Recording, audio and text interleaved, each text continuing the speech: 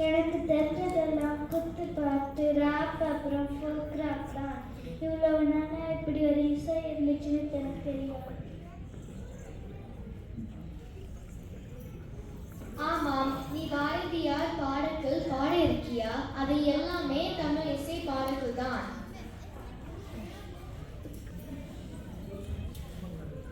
யாழ், குழல், மத்தளம், அப்புறம் நம்ம ஊர் மங்கள நிகழ்ச்சிகள்ல வாசிக்கிற நாதஸ்வரம் மற்றும் தவறு, இது எல்லாமே தமிழிசையின் அடையாளங்கள் தான்.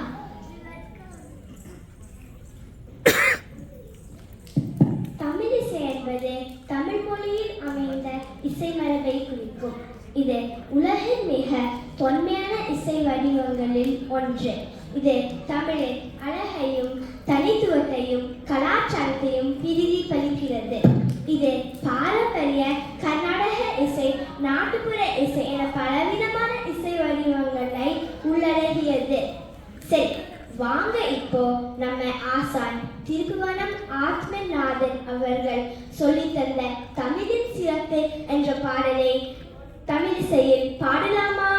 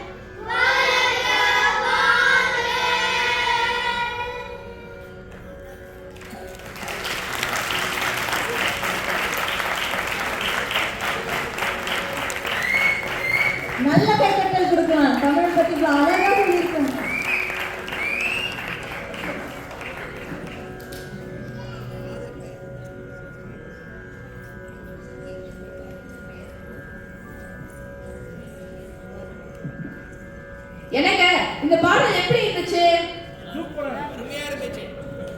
இது மாதிரி செந்தமிழ்நாடினும் போதுகளே இன்பம் தென்வந்து பாய்ந்து காதினிலே, அதுக்கப்புறம் காணி நிலம் வேண்டும் பராசக்தி காணி நிலம் வேண்டும், இதெல்லாம் தமிழ் இசை பாடல்கள் தான்.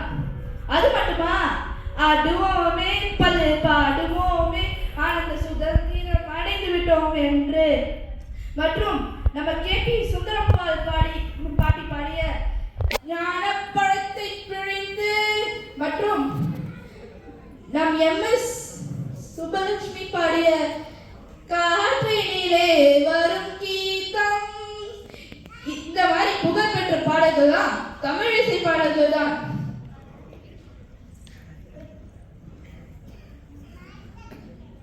ஆமா, சங்க காலத்திலேயே தமிழர்கள் இசையில் சிறிது விளக்கினர். சிலப்பதிகாரம் போன்ற காவியங்களில் இசை பற்றியும் யாழ், குழல், முழவு போன்ற இசை பற்றியும் விரிவான விளக்கங்கள் உள்ளன.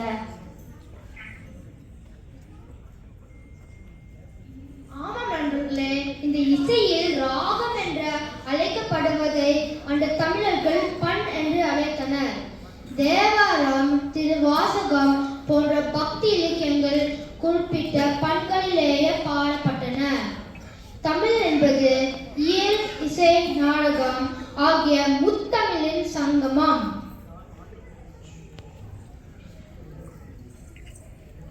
ஆனா ஒரு காலத்துல தமிழ் பாடல்கள் பாடப்படவே இல்லை.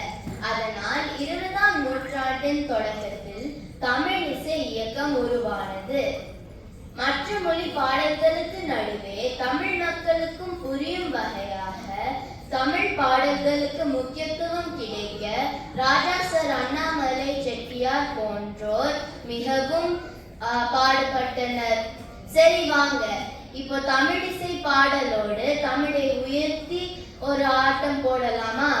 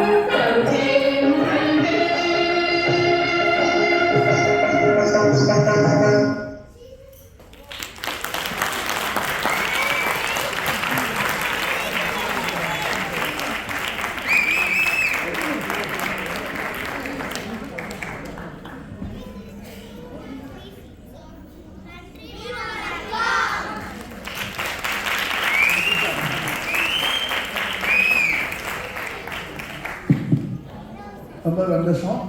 இதில் ஒன்றே ஒன்று தான் நான் சொல்லி காட்டணும்னு ஆசைப்பட்றேன். நான் ஒரு நிலை ஃபோட்டோ எடுத்துக்கலாம். இதில் வந்து இந்த மணிகர்ணிகாவும் ஆருஜாவும் தமிழ்னா என்னன்னே தெரியாது அவங்களுக்கு. அவங்க ஃபுல்லாக பாம்பே.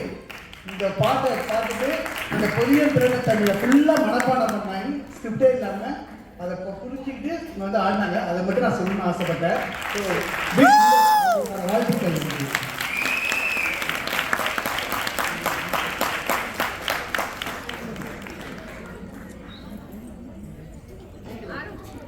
சூப்பரா பண்ணிட்டாங்க. நல்ல ஒரு கைத்தட்ட.